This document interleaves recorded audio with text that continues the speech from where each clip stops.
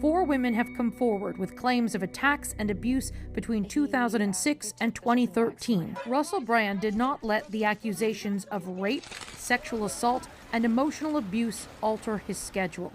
Ladies and gentlemen, boys and girls, binary to non, it is your boy Kevin of Swervin' Media. Hope you are having a fantastic day today. Today we're diving deep into some recent headlines that have been shaking up the media world. Allegations against none other than Russell Brand. Over the past 24 hours, news stories have been flooding in, and we're here to sift through the facts and get to the bottom of it all. Now, it's important to clarify that all the information we're working with comes from various news sources, and most notably Russell Brand himself, who released a response video addressing and refuting these allegations. I've gathered up multiple clips to review these allegations, and together we'll assess whether they're backed by truth or if this is just another attack on an anti-establishment talking head. But before we go any further, if you enjoy content like this, please make sure to smash that like button and hit subscribe so you'll always know when I'm putting out a video. 4 women have come forward with claims of attacks and abuse between 2006 and 2013. He's like, "You're like my little dolly." One says she was just 16 when she was sexually assaulted. Claims published in the UK by The Times, The Sunday Times, and the Channel 4 broadcaster as part of a joint investigation. CBC News has not independently verified the claims. Russell Brand did not let the accusations of rape, sexual assault, and emotional abuse alter his schedule, going ahead with a London comedy gig shortly after the disturbing allegations surfaced. I find that part a little weird. It's like, what are you supposed to do if you have these allegations come out against you and you're trying to prove or you are innocent of them, but you have these allegations? What are you supposed to just stop your whole life and go and hide? I find it kind of bizarre that she said even though all these allegations came out, it did not stop his schedule. It's like, well, what the fuck do you expect? I was like, oh my God, he raped me. To protect identities, actors were hired to share some of the women's stories. He pushed me up against the wall. I'm like, what are you doing? I'm telling him to get off me, and he won't get off. And right there, I have another issue with that. Why are you hiring actors to portray a story? If it is true, let the truth come out and let these allegations just come out and be real. Why are you hiring actors to push a certain narrative? I find this whole thing very funky. Like, it's the most bizarre thing I've ever heard, that they hired actors to portray the victims because the victims wanted to hide.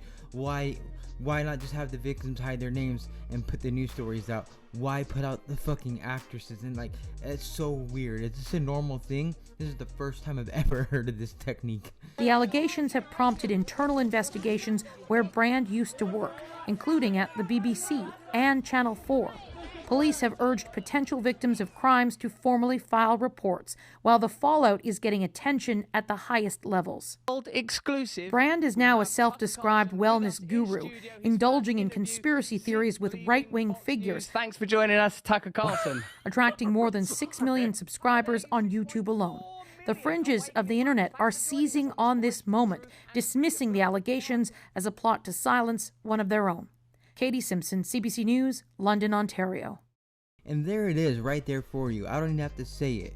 They say he's a right-wing conspiracy theorist, and the fringes of the internet are saying this is coming out against him to silence him and to put down his narrative, because he does a lot of videos that get called conspiracies or right-wing when they're not at all. They're just about bringing truth to light.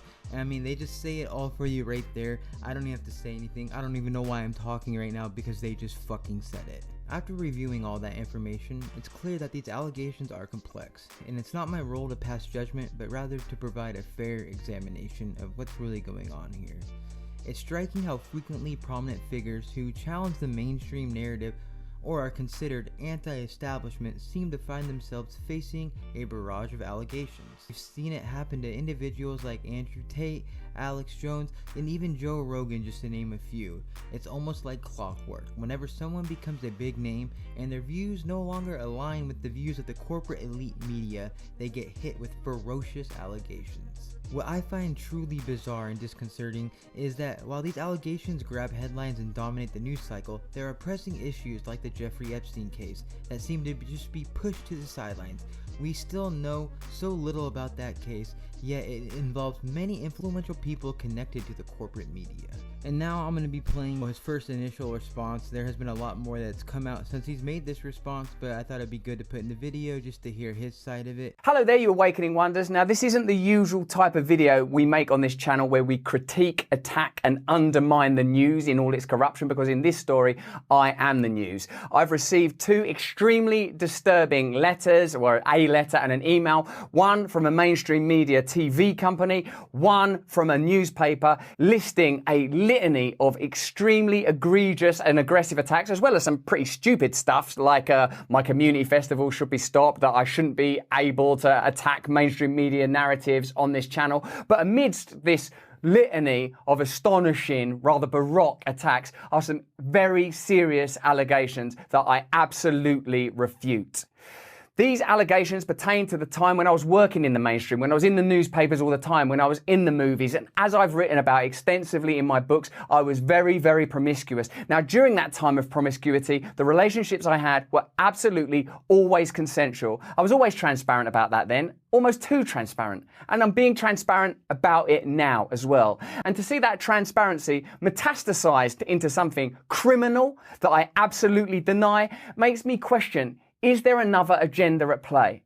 Particularly when we've seen coordinated media attacks before, like with Joe Rogan when he dared to take a medicine that the mainstream media didn't approve of. And we saw a spate of headlines from media outlets across the world using the same language. I'm aware that you guys have been saying in the comments for a while, watch out, Russell, they're coming for you, you're getting too close to the truth. Russell Brand did not kill himself. I know that a year ago there was a spate of articles, Russell Brand's a conspiracy theorist, Russell Brand's right wing. I'm aware of news media making phone calls, sending letters to people I know for ages and ages. It's been clear to me, or at least it feels to me, like there's a serious and concerted agenda to control these kind of spaces and these kind of voices. And I mean my voice along with your voice. I don't mind them using my books and my stand-up to talk about my promiscuous consensual conduct in the past. What I seriously refute are these very, very serious criminal allegations. Also, it's worth mentioning that there are witnesses whose evidence directly contradicts the narratives that these two mainstream media outlets are trying to construct,